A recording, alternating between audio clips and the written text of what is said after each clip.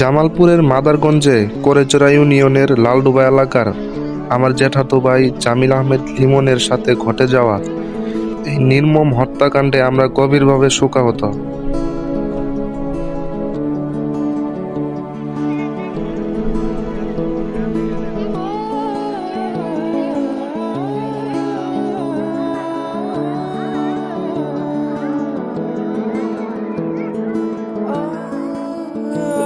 যুক্তরাষ্ট্রে চলে গেছিল।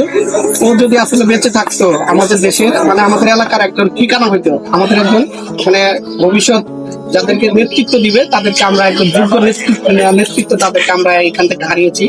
আসলে ওর মৃত্যুটা অনেকটা মর্মান্তিক।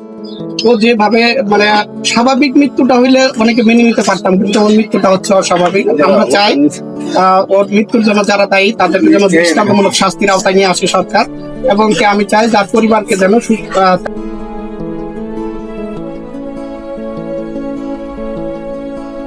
আমাদের একটাই দাবি, এর সঠিক তদন্ত করে খুনির ফাঁসি চাওয়া। আপনাদের মতামত কি বলে যাবেন কমেন্টে।